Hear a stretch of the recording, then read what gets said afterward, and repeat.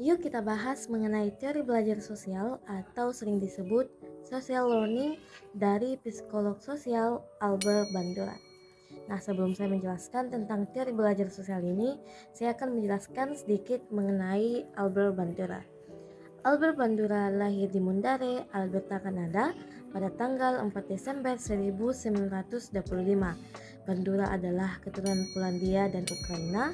Ayahnya yang berasal dari Krakow, Polandia, sedangkan ibunya yang berasal dari Ukraina.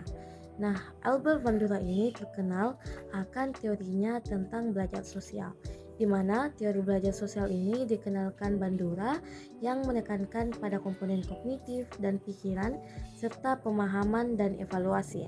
Menurut Bandura, teori belajar sering disebut sebagai jembatan antara teori behavioristik dan kognitivistik karena meliputi perhatian, memori, dan motivasi.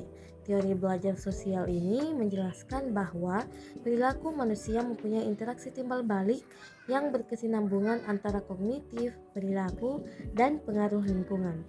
Prinsip utama dari teori pembelajaran sosial Bandura ini ialah pemodelan atau modeling, di mana pemodelan ini merupakan pembelajaran dengan metode percontohan atau teladan. Dalam hal ini, modeling merupakan salah satu pengaplikasian teori belajar sosial dalam pembentukan perilaku manusia. Menurut Albert Bandura, sebagian besar perilaku manusia dipelajari secara observatif lewat modeling, sehingga dengan melihat bagaimana orang lain berperilaku, maka akan muncul konsep baru yang dipercaya menjadi cara bertindak yang tepat. Ada cara agar teori sosial ini dapat berjalan efektif pada pembelajaran, yaitu yang pertama, perhatian. Anak harus memberikan atensi atau sebuah perhatian. Apapun yang mengalihkan perhatian akan memiliki dampak buruk pada proses pembelajaran sosial. Yang kedua yaitu retensi, kemampuan untuk menyimpan sebuah informasi yang penting. Ada banyak faktor yang berpengaruh terhadap hal ini, utamanya adalah kemampuan untuk menyerap hal-hal baru.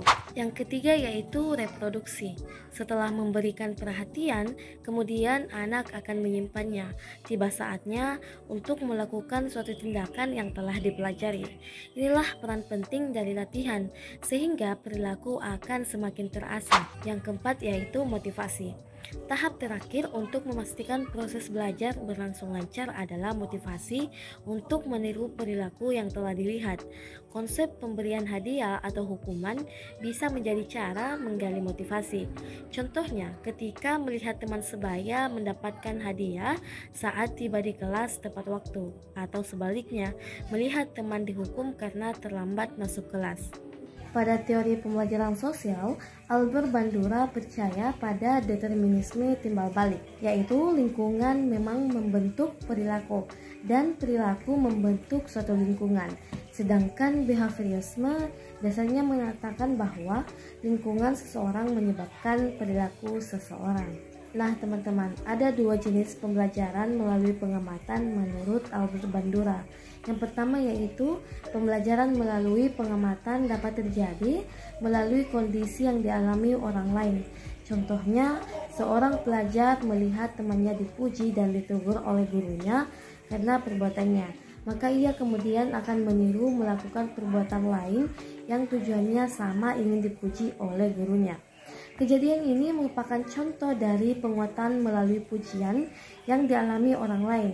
Yang kedua yaitu pembelajaran melalui pengamatan meniru perilaku model, meskipun model tersebut tidak mendapatkan penguatan positif maupun penguatan negatif. Dan ketika anak sedang mengamati dan memperhatikan model dalam mendemonstrasikan sesuatu yang ingin dipelajari oleh anak tersebut, maka dia akan mengharapkan pujian atau penguatan apabila menguasai secara tuntas apa yang dipelajari tersebut. Terima kasih sudah menonton. Semoga bermanfaat buat teman-teman. Sampai jumpa di video selanjutnya. See you!